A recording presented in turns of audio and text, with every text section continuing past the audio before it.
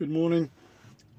Sunday the 16th of February podcast, Tiptoeing around Europe.com. I'm on the island of El Hierro in the capital Valverde in a car park overlooking the ocean. I can see Gomera and Tenerife in the hazy distance. You probably can't see it on the video. To my left is the main plaza, which is very small, the little church there, and there's a group of about 10 youngsters practicing their marching band drums. You may or may not be able to hear that too. I mentioned this week of the 10 people on my website. I started the website less than a year ago, and although one can add literally thousands of names to a missing persons list, I decided just to go for 10 for the time being. There are a lot more that I know of that I could have added, but I didn't hunt for the names. I just sort of let them come to me, and the first name that I saw was that of young Leah Croucher from Milton Keynes, who very sadly, to the day yesterday, a year ago, disappeared from her hometown. She was caught on CCTV twice on the morning of the 15th of February, didn't arrive at work, was potentially cited as being upset and crying by a lake that morning, and reportedly had been having a relationship with perhaps a gentleman, and things hadn't gone well. But very, very sadly, she hasn't been seen since. And equally sadly, before Christmas, her brother took his own life, basically due to the pressures and horror that he had been associated with the disappearance of his sort of beloved sister, who he was very close to. Very, very sad. The other people on my website, the other two girls, or ladies, Miss Amanda Santos, who went missing from Essex on June the 17th, 2016. She was 18 years old at the time. There is very little on the internet that I can find about Amanda's disappearance, and I have on several occasions asked various sources if she is still missing, and to my knowledge she is, because I haven't been told otherwise. Another lady, Georgina Garsala, aged 31 years old when she went missing. She has two young children. She went missing on the 7th of March 2018. So very sadly, another milestone, 2 years coming up on that 7th of March that she will have been disappearing. A lot of information about Georgina on the internet, huge amounts of work done by her mother, Andrea. A podcast ought to be coming out soon. A journalist is working for free on Georgina's story. There are three people that I have had on my other site, my litter picking site, for quite some time. Three people that have disappeared through a connection to Paris in France. The first one is Georgina Michelle Adams. She was last seen in Paris March 2008. She was 39 when she disappeared or went missing. Mr. Sanjeev Tony Kundi was last seen at the Gare du Nord railway station in Paris on the 25th of September 2013. He was 41 when he went missing. And Janice Jordan, information places her in Paris in early May 2018. She was 46 years old when reported missing in November 2017. I have one young lady, Nhu Phan, Nhuphan, who was 15-year-old when she was last seen in Hornchurch, Essex, UK, on June the 22nd, 2018. Again, very little information on the internet. One assumes, or I am assuming, that she is sort of a Vietnamese origin. I have Mr. Kevin Hicks on my website. It was his 50th birthday very recently. Kevin was aged 16 when he went missing from his hometown in Addiscombe, Croydon, South London. March the 2nd, 1986 he disappeared, over 30 years ago. His sister, basically his parents sadly have both died.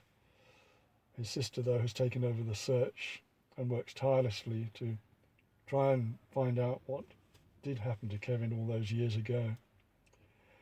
The remaining 2 people on my site are from the UK Missing Persons Police Unit, which has a long list, I think over 700, of people whose bodies are still unidentified. They date back to the 1960s.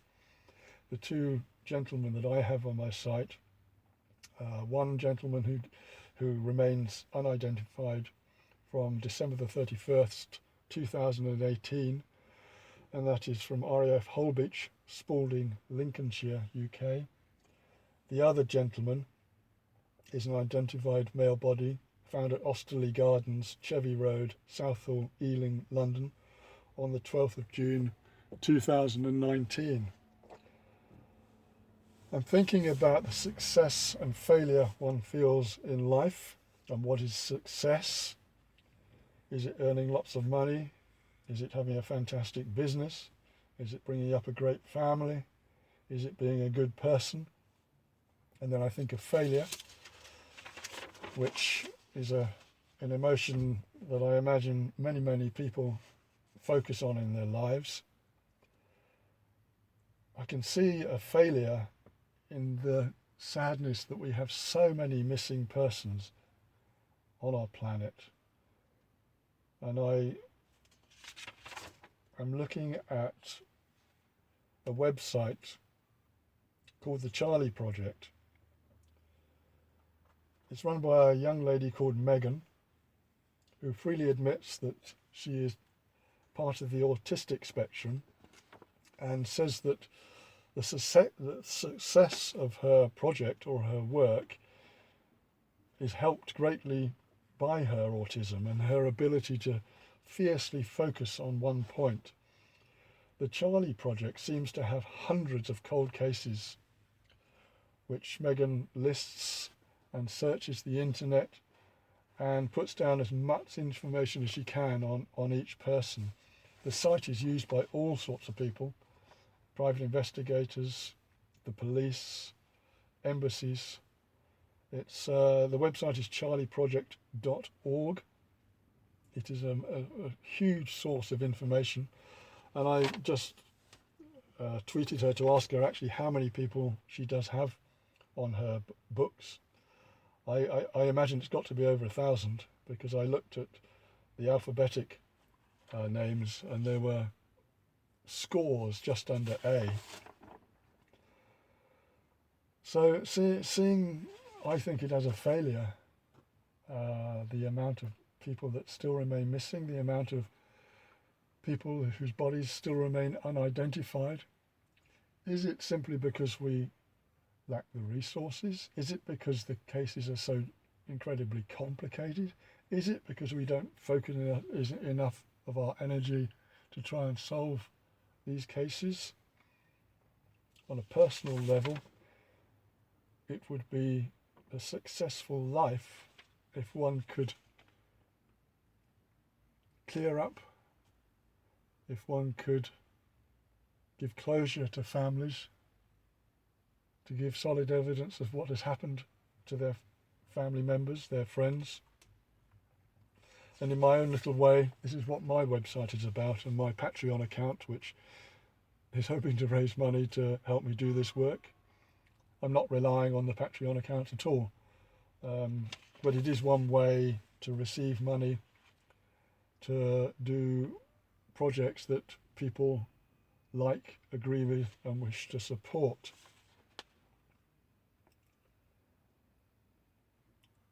Where do I go from here? Don't know. But I will keep asking the universe, God, nature, whatever you like, to put stuff in front of me within the missing persons field subject that I can be useful at dealing with. At the moment, I basically have no idea what has happened to the 10 people on my website. That's the 8 people missing and the 2 unidentified bodies. I have tried to see if I could help in the unidentified bodies section, but to date I have had no successful results. I went to Paris on a very quiet little mission en route to working in the south of France, just to see if there was anything I could do to locate Sanjeev Tony Kundi, the gentleman who was last seen at the Gare du Nord railway station in Paris in 2013. I went to this area.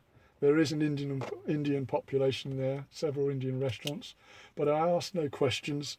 I just sat outside cafes and watched, just in case a gentleman went by who could have been Sanjeev. It happened to me before, so fortunately in my belief system I know it could happen again. I'll end this podcast here.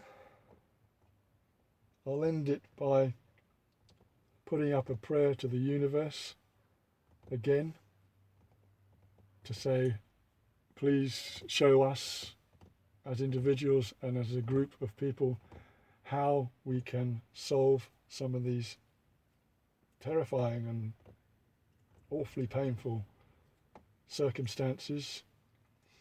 If I can help, please show me the way.